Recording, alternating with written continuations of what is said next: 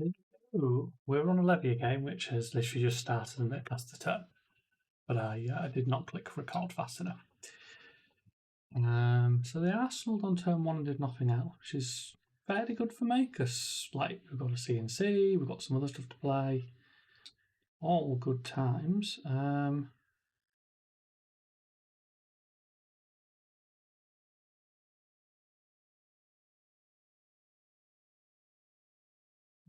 B2.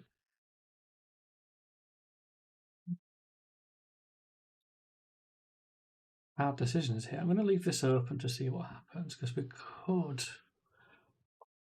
It's difficult to know which of these two things to hit them with. They've got enough fridge to not take the CNC, so I think we do this.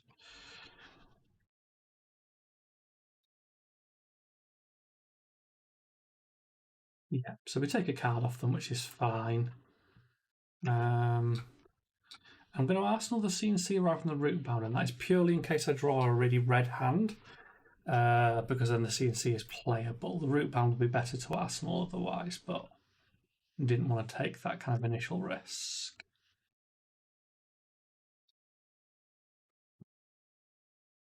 Turn one Bloodrush Bella, we're already in danger.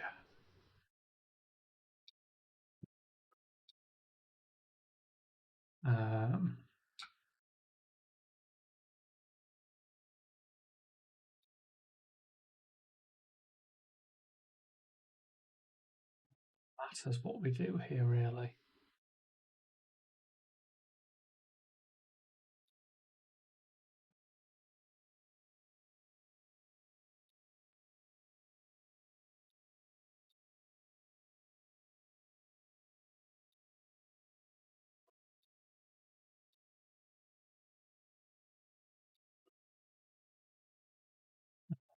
Here is coming at us. Yeah, just take loads of damage. It hurts.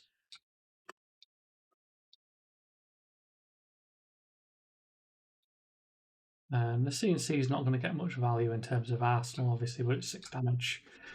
Can't fault 6 damage in terms of trying to keep up with them because they did a ton of damage on that turn.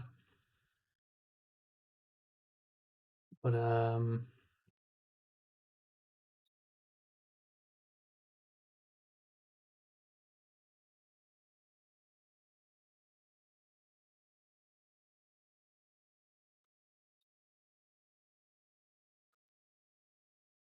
so we're taking a card off them again.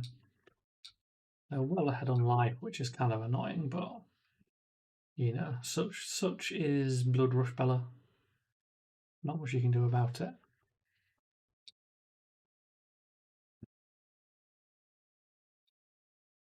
That's on, that's absolutely fine.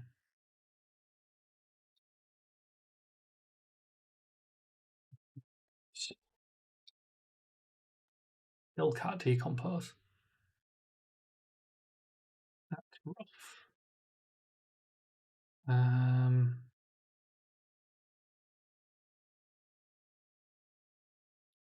going to do sink below. We're not going to sink anything because these are kind of fine. Eat so much damage. Yeah.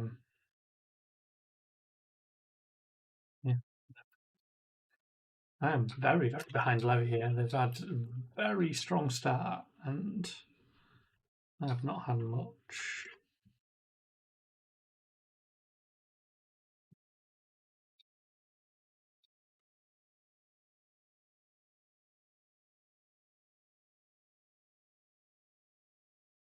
I just need to keep grinding them down and desperately hope to see some sort of earth cards for the discard pile. Okay, we took a card again, that's good.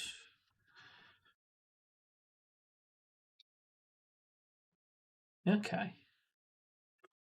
Okay. Do 2, 5, 7. May as well have the quicken token. There's no reason not to take it, in my opinion.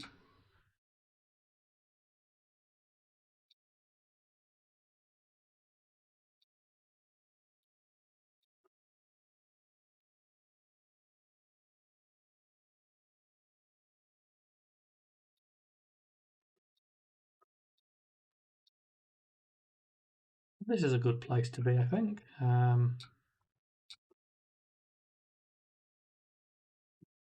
They've obviously got an arsenal again, which I don't love, but we've got the damage threat again. We're still grinding them down.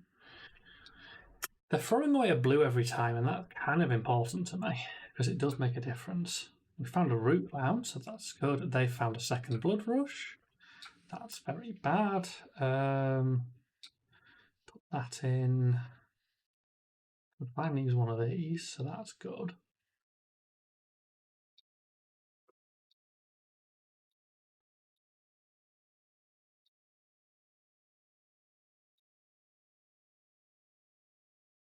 We've got the felling to throw after the absolute pummeling we're going to take.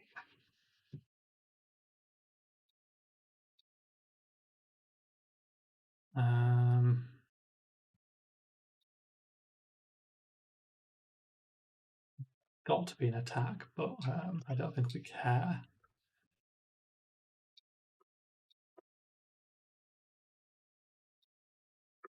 Yeah, doesn't really matter when we block.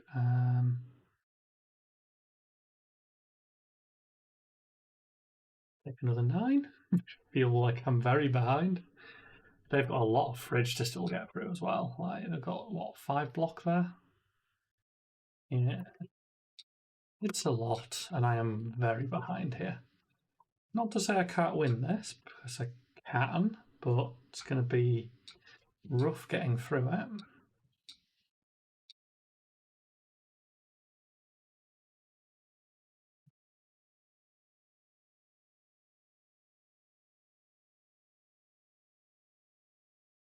The main thing is if I ever get them on the back foot, the blood debt will actually do a lot of the work for me, but it's a case of getting them there.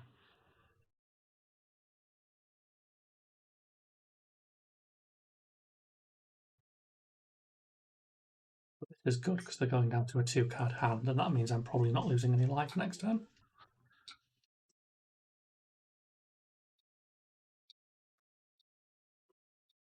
They also lost no life, but we can live with that. So my ideal here is to just use this sink if I can, because then I can go into channel pulsing ether, and that's a really nice play. There's a lot of damage, but I think we just take it for that reason.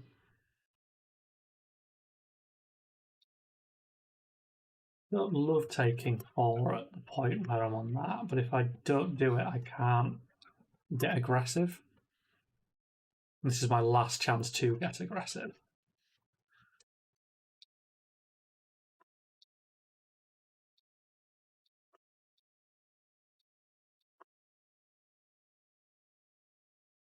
Because this is a massive life total we've got to try and close the gap on, and I need to force them to Skullhorn. And, you know, there's every possibility they're not going to anymore because they're so far ahead. But, like, this will narrow the gap quite heavily. You know, they are much closer to dying now. I don't have any arcane to, like, finish them with anyway, so we ain't doing that. So we're likely just full blocking and not getting any channel benefit, which is a shame. But it is what it is.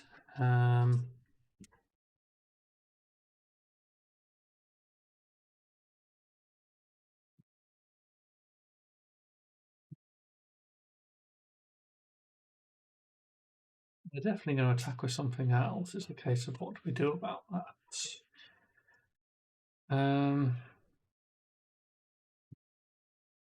I'll keep these as long as possible.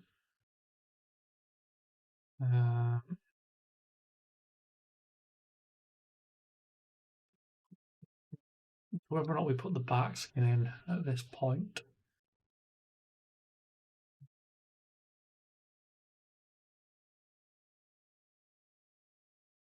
We do.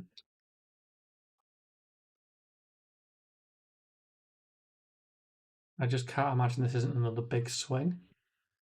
As I said, they haven't got a graveyard left, so maybe I shouldn't have done that. Probably just a mandible claw coming, but it's just whatever. Just makes my life easier. It preserves hand, and that's probably fine in itself. Because if this means I get to keep the heartbeat in the Command and Conquer and get to swing at them, that's pretty good.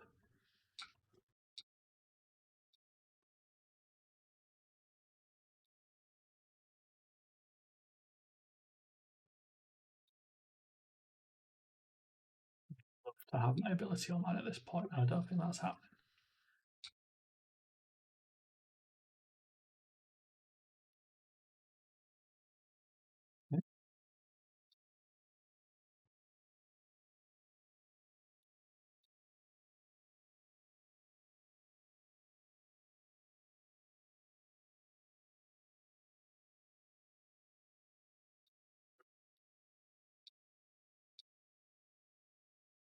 Don't get to use the tree, which is a shame. I'd love to have had another tree turn, but not to be.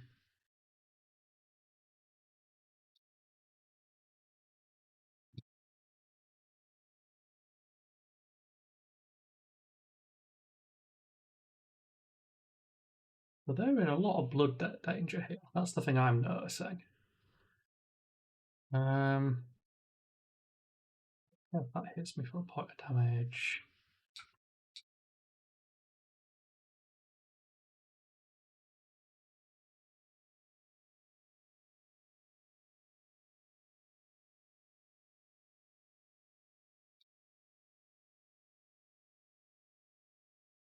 Is this offensively?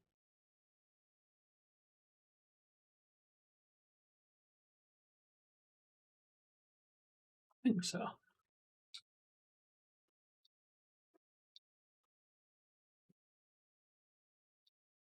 They've got a big turn coming, but that's fine.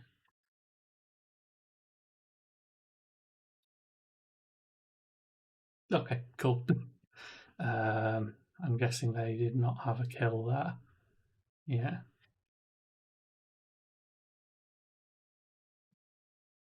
I'm pretty sure the logic behind that is, is there a way to fully hide this? They've got 8 blood debt. I'm going to throw some arcane damage at them. They're not going to throw lethal back at me. And that's basically it, I think. They could throw some damage, but I don't think they're punching through. This will bring them very low. Probably hit them with that full block. The sigil will give me some life. Pretty sure that's where that's going. They're long gone now, I think, but they can have a good game. That's the Levia matchup to some degree. That they came in very aggressively, but they also didn't have the graveyard to keep it going. And eight blood debt is 8 blood debt, and you will die to it. And it's just things like they can swing big at me, but they like what is that hand really like? They can probably swing for 12, which is a good amount, but my hand will block it almost certainly. Especially with the sigil. They didn't know I had the sigil, but just a bad place all round for them there. I get why they conceded. Anyway, I'll stop rambling at the end of the video. Thanks for watching. See you in the next one.